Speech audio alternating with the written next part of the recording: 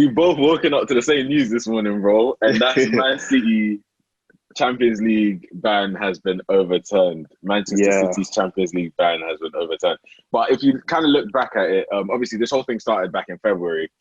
And UEFA said that Man City had committed like serious breaches of financial fair play rules, which we've heard financial fair play rules like FFP so many times. Arsene Wenger has spoken on it so many times.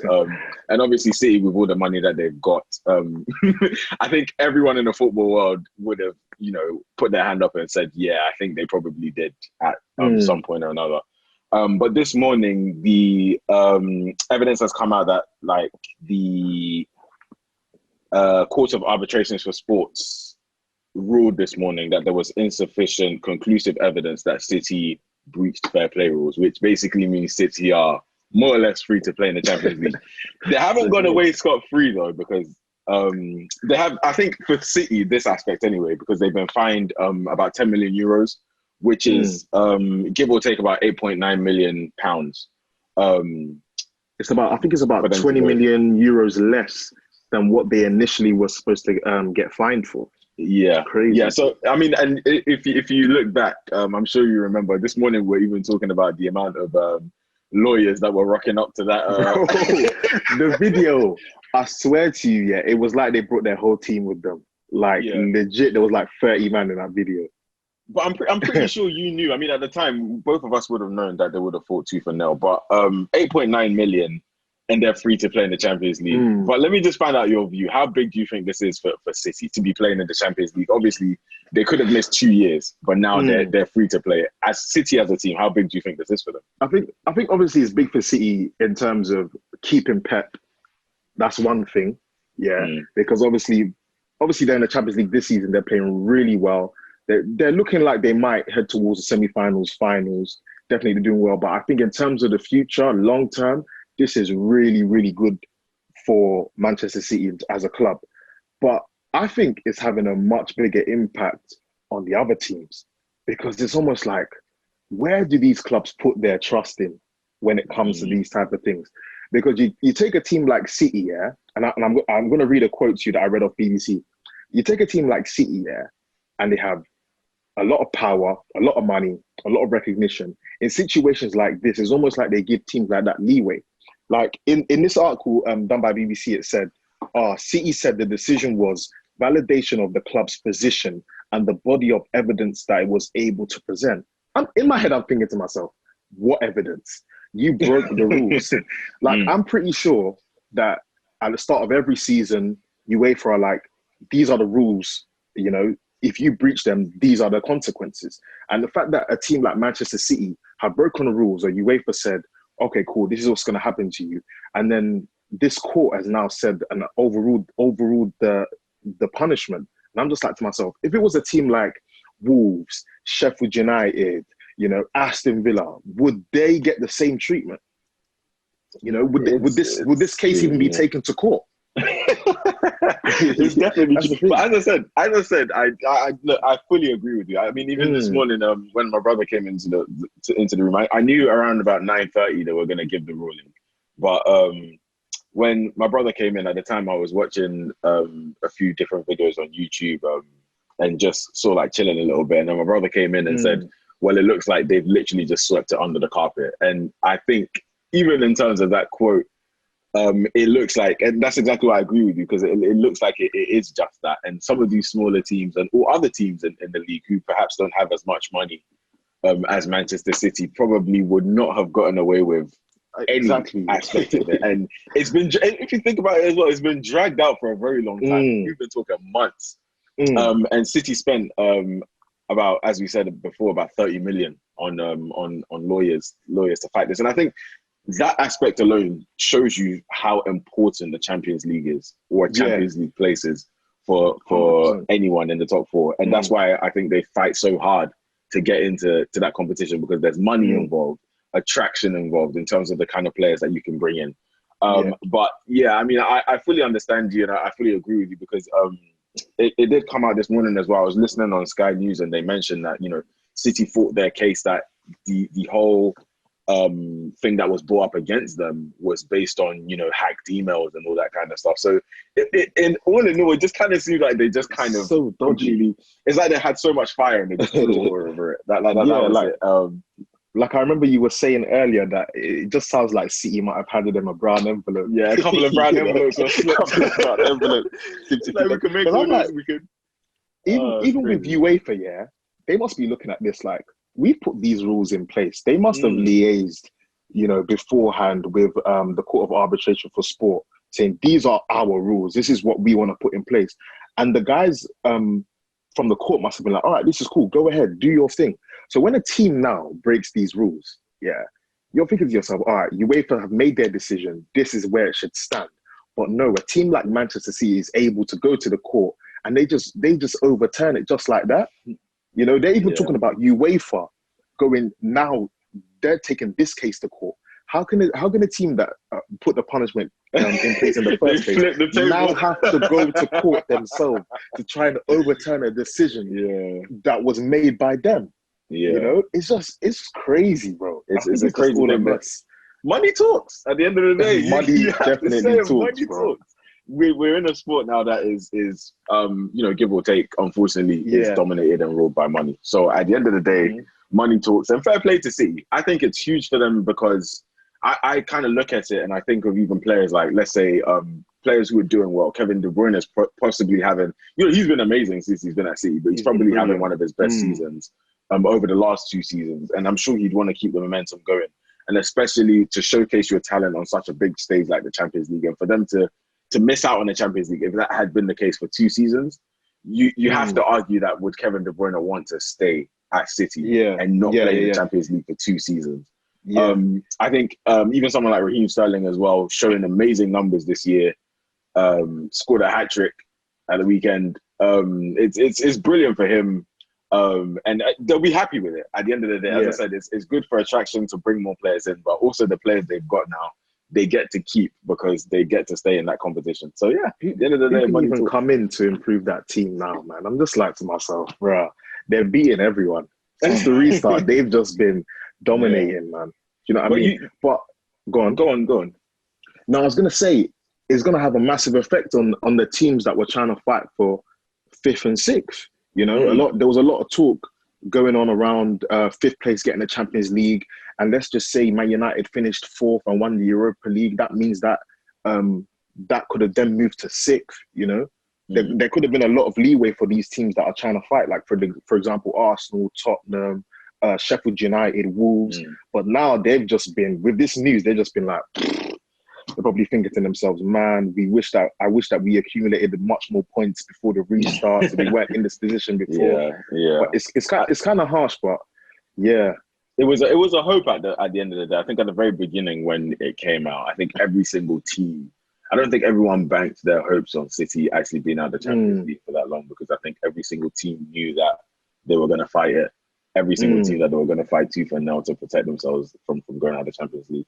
So yeah, for me, I'm not really surprised that it's gone this way. As soon as I heard that they were taking it to sport, to the Court of Arbitrations and everything, and it was going to court, and looking at the length of time as well that was given before the ruling was given, I don't think it's any surprise to me that it went this way at all. Makes sense. But speaking of the Champions League and speaking of European football, obviously 2 teams went head to head last night. Arsenal versus Spurs in the North London derby. If you guys know us, you know that we're Arsenal fans, and we lost the game 2-1.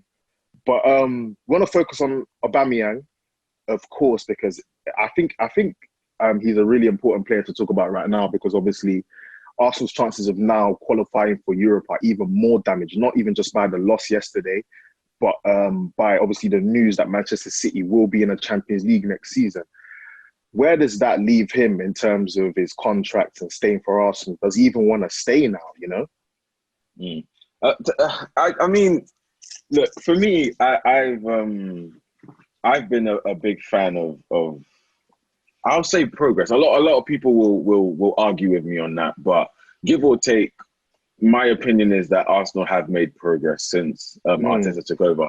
And as a player that has ambition, the one thing that you want to see is that a team is going somewhere, or a team is under progression, like they're constantly progressing. And for me, I can honestly say that Arsenal have made progress since Arteta took charge. Now, in terms of Aubameyang's situation, I think that's the one thing that he wanted to know, whether or not it would influence his decision to stay. Was the level of progress that Arsenal were actually making. If it's a project that can come and he can tie his vision to run with the team, because I think it's no mystery that he enjoys playing for the football club. Whenever he's on the pitch, you can see the smile on his face. You can see the relationship he has with someone like Lacazette in the team. You can see just the vibe that he brings to the team and how happy he is to be on the pitch sometimes. When the team is doing well, Aubameyang is smiling. So he enjoys being at this football club.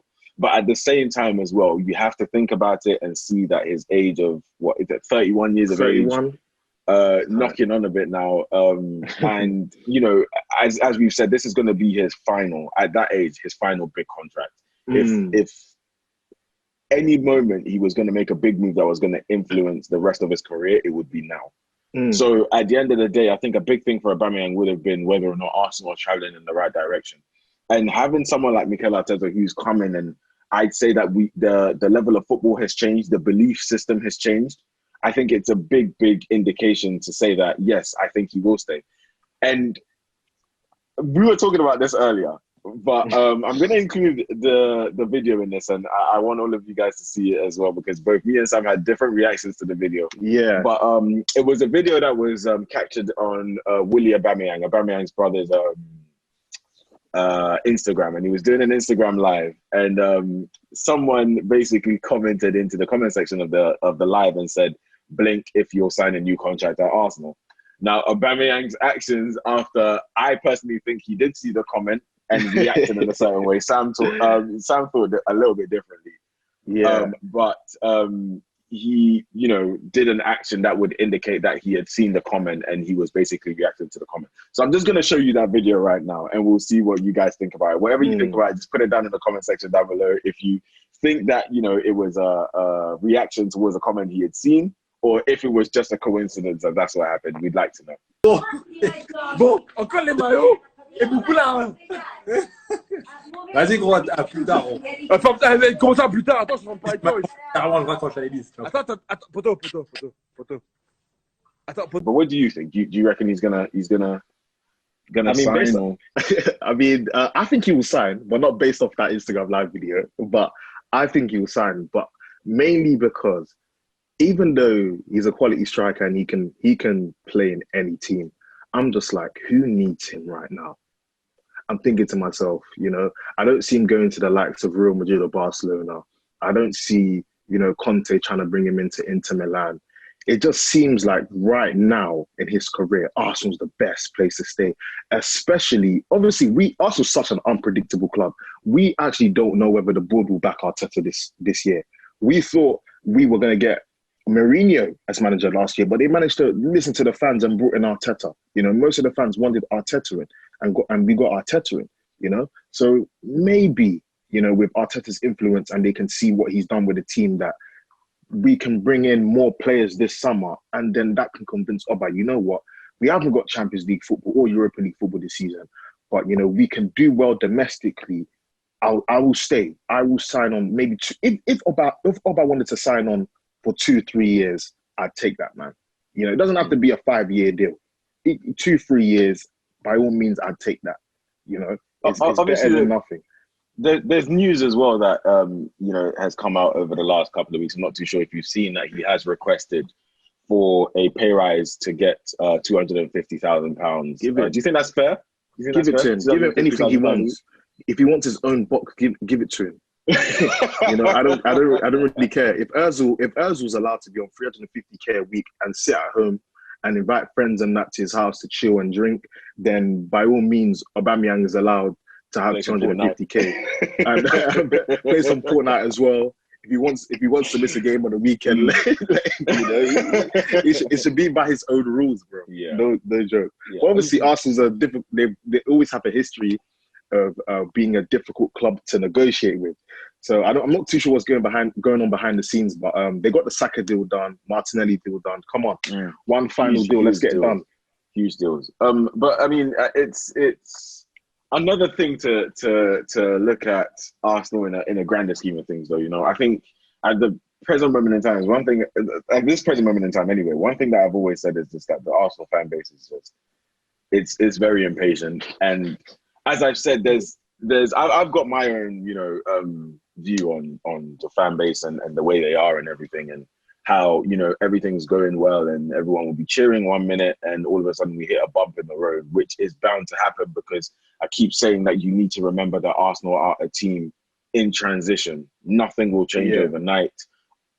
This team that Arteta is coaching at the moment is the same. Some of these players were playing there from Wenger. You've got Kolasinac, who was a Wenger player. Mustafi, who was a Wenger player. Bellerin, a Wenger player.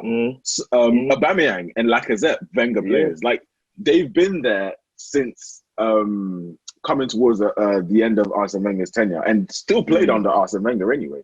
So I honestly do think that, you know, there needs to be an insane level of patience. And I know it's so much to ask of Arsenal fans.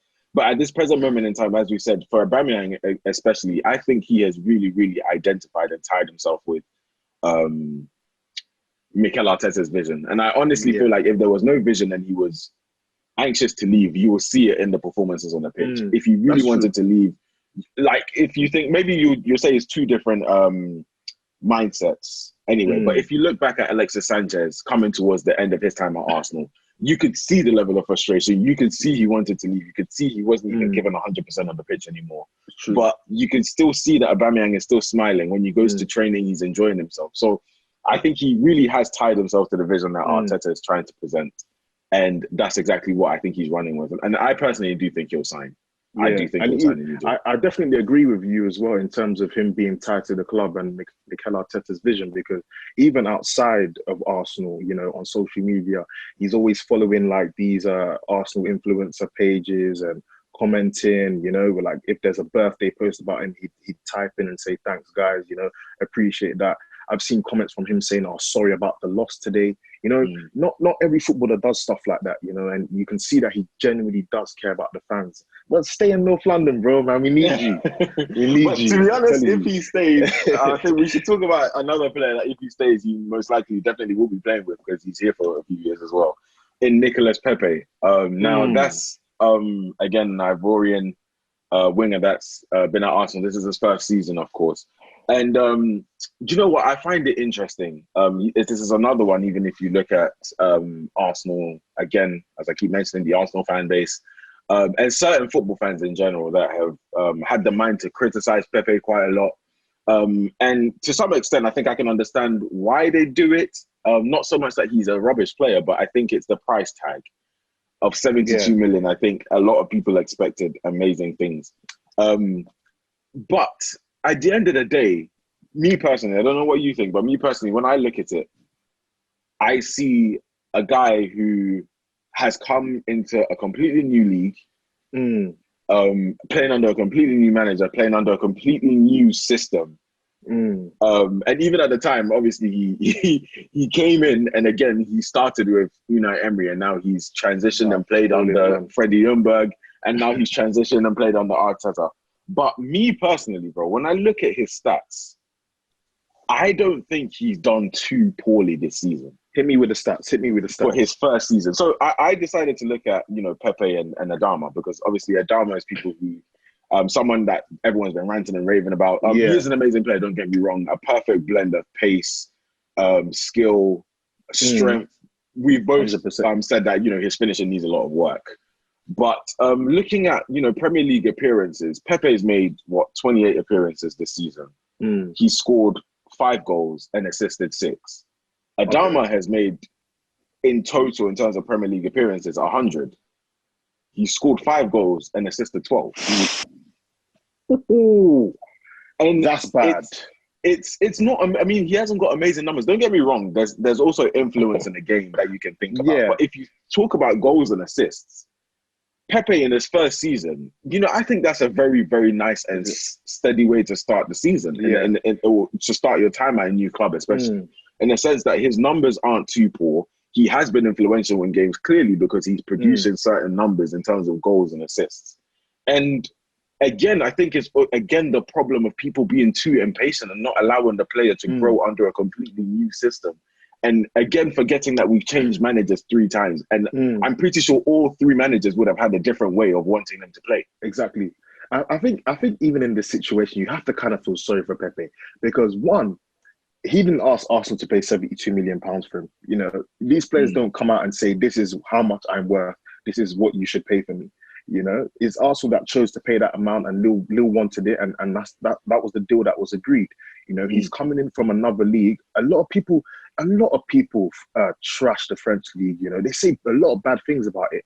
So when a player comes from there, you know, you got to at least give them patience, exactly, you know, to adapt to a much harder league, a much more developed league, better players, more money in it, more pressure to play in that league. You know, coming in and having to deal with the poor tactics and formations by Unai Emery, and then he gets sacked. You know, that's the only manager you've played under, and then he gets sacked.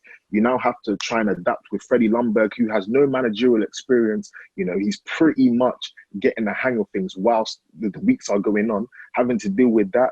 And then there's loads of talks about you playing rubbish, this and that. And then Mikel Arteta comes in now, you know, and you can see the improvement under Mikel Arteta easily, you know. And I fully agree with you when you said that we need patience with this guy. It's difficult. Don't get it twisted, because obviously we've been through so much madness. So we're expecting players to now come in and to put in a shift, you know. But I think with the likes of Nicolas Pepe, I can't use this season as a judgment to how good he is, you know, or how bad he is, or what he needs to work on. I can't judge it just based off this season. This season has been a complete mess. If you think about it, it's probably been our worst season in the last 20 years. I think not even just looking at our position in the table, but in terms of how much ups and downs we've gone through. I don't remember a season being like this, you know? So, yeah, no, definitely. It's been our worst season in years. And if you think about it, you'll be like, this is probably the worst time for a player to develop and to change and to come into a new setting. But definitely, I think we've seen glimpses of what he can do. You know, you've seen what he can do in the French league. The Marc Vivenfaux Player of the Year award given to him last year as well. So he's definitely a player that, you know, he can be influential. And I don't think anybody can question the amount of skill that this guy has on the ball. He seems like it's very hard to get the ball away from him once he gets in the stride and once he gets going. And for me, the one thing I really wish Pepe would do a lot more of is to cut in with that left foot of his, because I think his left foot is absolutely lethal. I think he's getting there. Obviously, we've seen glimpses of it. I think Arteta's recognizing that you need to do this more, and he's starting to add it more and more to his game, like he did in the French league. So we'll see more of it, man. Just next season, bro. I just can't wait. His left foot is lethal, but I think just a lot of patience is needed with him. And as I said, the numbers realistically, if you can talk about Adama Traore and how great he's been for Wolves and everything, obviously based on, as I said, influence in the game is a completely different thing as well. But if we're talking mainly based on numbers, I personally don't think Pepe's had the worst start to the Premier League. Yeah, no, not at all. I was a bit frustrated sometimes, you know, because I do like to see a player put in effort even when things are not going well. You know, you're always going to have that spell where you're new and, you know, you might not have adapted yet. But I like to see a little bit of effort, you know, and I don't think I was seeing that at the start from him. But as time went on, he's definitely shown that, you know, he can definitely become a quality player at Arsenal, 100%. But someone that can come in and join them, you know, there's been a lot of talk about this guy, Ghanaian centre mid for Atletico Madrid, Thomas Partey. How do you feel about that coming as a Ghanaian? You know, for me personally, I don't know if he did. I don't think he did too well at the African Cup of Nations. But for Atletico, this guy is looking like world class potential. You know, how big would it be for Arsenal bringing him in? Look, I think you hit the nail on the head when you said what you said just now, especially with obviously the African Cup of Nations. I think Ghana as a team completely let themselves down at the tournament. I think that they have a lot more to offer than what they showed at the tournament. And, you know, kind of veering away from the tournament now. For me, Atletico Madrid in recent years, if you look at the last 5 years, maybe they've been consistently in the Champions League. They do well every single year in the La Liga. And their Madrid derby with Real Madrid and Atletico Madrid is probably one of the most anticipated games every single year. Thomas Partey is a regular. And when I say regular, I mean probably first name on the team sheet regular. He seems so integral to their midfield. For me, when I look at him and Atletico Madrid, he almost seems like the glue that sticks that midfield together with the attack and also stick the defense close together with the midfield. He seems like that kind of player that slots in the middle there and offers so much. And for me, especially as a Ghanaian, there haven't really been many Ghanaian midfielders where you can look at and say, wow, this guy can be so influential, especially when we talk about midfielders anyway. You think, bro? Solomon Tari, Michael Essien? But I'm saying, for me, what I say, there hasn't been that many. I was going to mention Michael Essien probably being one of the only in terms of influential. For me, Solomon Tari, most of his time with the Ghana squad, he played left wing anyway. So he wasn't really playing in the middle that much. But I'm talking in terms of an out-and-out centre midfielder when it comes to the passing, the range of passes as well. Don't get me wrong, 2-yard passes everyone can do. But for me, Thomas Partey has an amazing range of passing. He can go long, he can go short, he can play through walls. He works his socks off every single time he's in that midfield position. He'll run forward, back, as many times as you need him to. He'll give cover to your centre-backs, which is so important. With Arsenal at the moment, I think one thing that they definitely need is cover for the centre-backs. Obviously, we're hoping 100%. That they change that. We're hoping that they do change that in the summer and they don't need as much cover in the sense that they bring in personnel in that defence position that can come in and actually solidify things. But Thomas Partey would be a huge addition to Arsenal. Huge. The only thing I'm worried about, is that I agree. I think he'll be a great addition, but I'm thinking to myself, all right, if you look at Atletico Madrid and you look at Arsenal, in terms of quality, Atletico Madrid are miles ahead. I don't want Thomas Partey to have to come in and have to carry the weight of these players on his shoulders. I don't want Thomas Partey to be worn out because the players around him, if he was to put him into this current squad right now, the players around him may not necessarily be as good as the ones at Atletico. The team's going to struggle more. And even though he's going to come and bring in a massive influence, football's a team game. Everyone needs to cooperate. Everyone needs to bring some sort of quality in. And I just don't want him to come in, and be a bit annoyed or frustrated with what's going on around him because in this current team, I think that would be the case. I'll be completely honest with you, bro. I fully agree with what you're saying. The only aspect that I question for me, this is a personal view because I've always said this, that I personally, in terms of the La Liga, I don't think Atletico Madrid have amazing players. I don't think their squad, like as a collective, they have amazing individual standout players that, so many of the big teams would want. The only difference is their mentality. I think Simeone has given Atletico Madrid a mentality that has turned players that maybe in the grand scheme of things and in the world stage players would perceive as average into amazing because they have this mentality to keep fighting. Yeah. And I think that's the aspect of things that is missing at Arsenal in some respects. For me, Atletico Madrid, if I look at the Atletico Madrid team with Real Madrid, player for player, really don't think Atletico Madrid have that many players that I would take over Real Madrid at all. But the reason why they give them a game every single time is because I think every team will tell you that they are so tough to play against because they just never stop. Literally from minute one, they are on the game. And I think you can see how Simeone is anyway on the touchline. From him as well, minute one, he is completely invested in the game. He's on the game. And that's the same mentality he's implemented onto his players as well. So his players have that, want to completely to go forward and keep fighting. So I fully get you. But for me, the thing that would change it in a sense for me with Partey coming in is if Mikel Arteta can have that, which it looks like, since he came, he has tried to change one of the biggest things that's been missing at Arsenal, which is the mentality. He's tried so hard to change that mentality. People fearing, recently I saw on Twitter yesterday, Bakary Sagna talking about how Arsenal's fear for big teams is what led to their decline.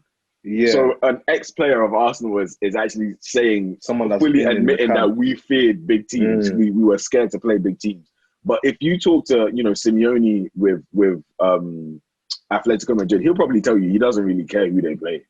If they play with Liverpool, in fact, they beat Liverpool, obviously. But if they play whoever they play, they just don't give a damn. And they just kind of go in there and give their all. So at the end of the day, for me, if Partey can come in, if Arsenal can bring him in and the mentality can change, I think we'll start to see a completely different system, a completely different attitude, a completely different sort of outlook on the team in general. I think the confidence boost would be insane, especially if we've got Saliba coming back, who's been highly rated. Everyone says a lot of good things about him, and then adding Thomas Partey to that as well is just going to be like that. Those two alone, I think, will be a huge confidence boost. And then Auba signing a new contract. I think the culture at the club will actually start to change, hopefully next season. But we'll see. We'll see, man. Can never tell. I think, speaking of people that could come into the Premier League, let's move on to Chelsea, because with Hakim Ziyech, obviously we've seen the pictures over the last couple of days of him, at the Chelsea training ground. He had dinner in London, then he went to the Chelsea training ground, I think the day after. See pictures of him training and everything. I just wanted to get your view and maybe talk about this as well. How big do you think this kind of transfer is for Chelsea as a club? This guy's a talent, man. I'm not wrong to say that this is probably someone that we wanted at Arsenal. Bro, I wanted him so badly. If I could get him to play for Nigeria, in fact, I'd get him. No joke. He's a top talent. Like, even just from the few clips that you just see circulating around social media of the passes he done. I think he done one insane pass in the Champions League last season. I don't know if you've seen that from one side of the pitch to the other. It was crazy. I think it's true. All you have to do is just look at his Champions League performances over the last 2 seasons. Obviously, that's 2 seasons ago, Ajax hitting the semi-final, and obviously lost to Spurs, unfortunately. But all you have to do is just look at that. I'm telling you, a quality player, and to be fair, his quality doesn't go unnoticed. And the fact that he's going to enter that Chelsea midfield, have the likes of Kante around him and other players, and then Timo Werner up top, man, he can. I think honestly, like, Henry's assist record could be in jeopardy if Ziyech finds form. If those two find form, it could be in jeopardy. I'm telling you, it's true. It's true. For me, I've always likened Ziyech. First of all, I fully agree with you, because I love to watch the guy play. And I'll stick my neck out on the line for this. People might not agree, but I liken his influence on the team and the way he plays to someone like Eden Hazard. I'm not saying they're the same player, because I personally still, Chelsea's Hazard, I personally rate him very, very highly. But I mean, in the sense of Hazard, when he was at Chelsea, you honestly didn't care where he was playing. If he was playing left wing, he was playing right wing. Sometimes he'll play striker, sometimes he'll play in the cam role. You honestly don't care. He was influential everywhere. And for me, that's what Chelsea have in someone like Hakim Ziyech. It brings so much competition, especially for that, central attacking midfield, where I personally think he's best. But he can also play left wing. He can play right wing. He can, sit in as a false 9, as a striker if you need him to. And I think, personally, for me, with Chelsea having someone like Mason Mount, Ziyech is probably someone that he can learn from quite a lot. Ross Barkley's also contesting to try and get his position in that team as well. So it brings so much more competition into, especially as you said, into that midfield role, the central attacking midfield role. And for me, huge player. And I have no doubt that they're going to see his quality. And I personally think he will be a regular starter for Chelsea very early on as well. I don't 100%. I don't think it will take him long to hit the ground because of the way he plays. Like you were saying, the likes of Ross Barkley and Mount, they're really going to have to put in a shift if they're going to get Hakim on the bench. That's what you need in a team. That's what you need in a team. Just constant competition. Yeah. And they got the depth now as well, man. They just need to improve their defense, Chelsea, really. Definitely. And I think they can they can really start challenging again if they do that. Definitely. But moving on to quite a dark note, actually, to be fair. A lot of news has been coming out of the past couple of days concerning racial abuse, and two particular players, Wilfred Zaha and McGoldrick for Sheffield United, have actually screenshotted messages, put them out on social media of guys entering their DMs, sending them racial abusive messages. Wilfred Zaha even received some images from back in the day, and that was crazy. That was actually really hard to see, but it's disgusting, really. I'm not too sure actually how to speak on it, but I'm pretty sure it's not the first time these players have been receiving these messages. And I think, first of all, I wanted to say how happy I am that they are actually willing to come out now and put these messages out there, because you know, a couple of years ago they might have just thought, you know what, it's not that deep. Let me just keep it to myself. I don't want to cause any trouble. I don't want to bring any attention to myself. But I don't think these players understand how big it is. The fact that they're putting these out there with the millions of followers they have, it really opens the eyes to those kind of ignorant fans and ignorant authority members, to say that racism is fully in the game, to see a message like what Wilfred Zaha received. I don't even want to repeat some of the words, but just for him not to score against your club, I'm just like, it is really harsh to see. But what do you think about it, man? Because it's deep. It's terrible. It's terrible to see. Obviously, I'm sorry to say it's terrible, but it's not a surprise. It's really not a surprise. Oh yeah.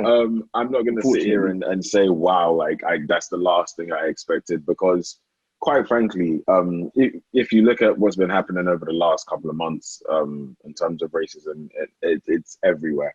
It is everywhere, completely everywhere. And for me, the thing that, as you said, as I said, I'm quite glad that both Zaha and McGoldrick were, brave, and not so much brave, but just, bold enough to say, look, at the end of the day, let me expose what kind of goes on.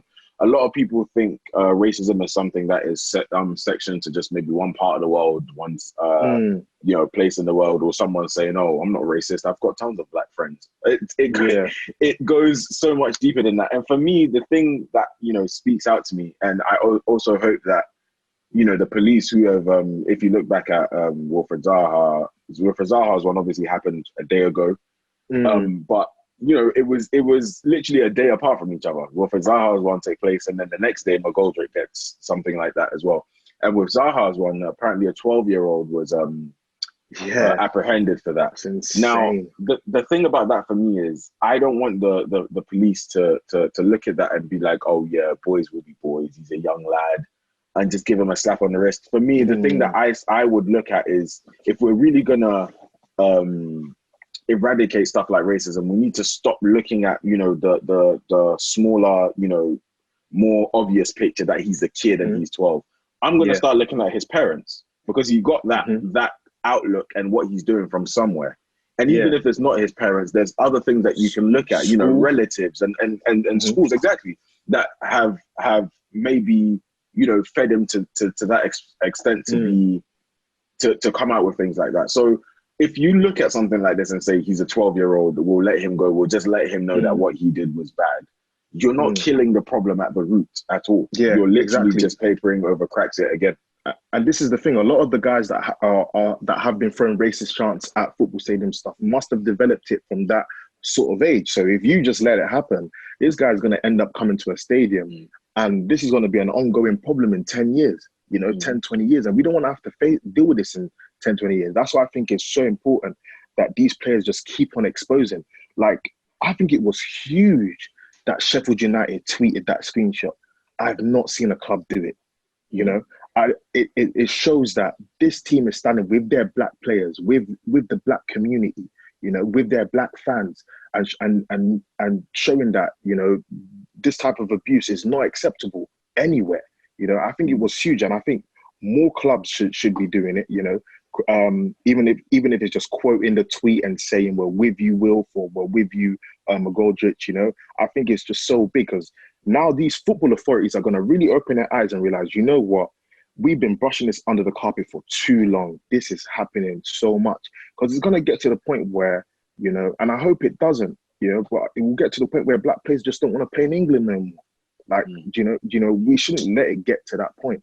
So I'm just happy that these guys are finally speaking out and exposing these guys. And it doesn't matter what age, it needs to be dealt with. Obviously, there might be a lesser punishment for a 12-year-old to a 35-year-old, but either way, it needs to be sorted out quick. At the end of the day, as I've said so many times, like racism is something that is not, you know, you're not born with. You learn as you grow up. It's not something that, you know, it's passed on through genes. You learn it. When something is to be learned, it has to be learned from somewhere. It doesn't just fall on your lap. It has to be learned from somewhere. There's a root and there's a source. But exactly as you said, I completely agree with you in the sense that, you know, I feel like football teams need to do a lot more, especially as Sheffield United have done and said that we're going to stand with this. But for me, another problem that I have, and it's not even so much a problem, I think something that needs to change is even if you look at this whole Black Lives Matter stuff that has been happening, and obviously the Premier League have tried their hardest, and football in general have tried their hardest to support it with, you know, the players taking a knee at the beginning of games. It's all brilliant. Don't get me wrong. It's all amazing to see. You're showing solidarity and everything. But my problem stands with the fact that, you know, outside the solidarity that's being shown on the pitch, you know, you've got commentators saying, oh, yes, the very powerful message of the Black Lives Matter movement. But what is the Black Lives Matter movement? Do you get what I mean? There's you know, you might think that there's people, like everyone should know what it is by now, but there might be some people that don't know. And quite frankly, they're hearing Black Lives Matter, but what is it? You know, if you're going to commentate on a game saying that this is a powerful message to show, you know, racial discrimination and the kind of oppression that Black people have endured for hundreds and hundreds of years that quite frankly we need to eradicate within our society now. Powerful words as well as a powerful image make for a powerful statement. I personally do not, you know, I don't, you know, you can say it's a powerful image, but what is it a powerful image of? Do you know what I mean? Call a spade and say it out loud. Yeah, you're right. It's true. Because to me, I didn't even realize that until you actually brought it up. Like these media companies could actually be doing a lot more to explain what is actually going on, rather than just saying we're with you, or, you know, they could actually be expressing a lot more what is actually going on. Because, like I said, there's so many ignorant people. Some people genuinely think that Black Lives Matter is an anti-white protest, which is not. We just want to be equal. We want to be treated the same, and I don't think that's a bad thing. And anyone that does think that's a bad thing, I think you need to check yourself, because everyone's the same and we should be treated equally. You know, we believe that God made everyone the same, you know? So, bro, there's a lot that needs to be done, but it's definitely the little things like you were saying, you know, that these big companies can do that can help spread awareness. And it's not going to happen overnight, but the more and more this happens, I think gradually, because for me, I feel like if somebody can gain the knowledge to be racist, I definitely think it can go away too.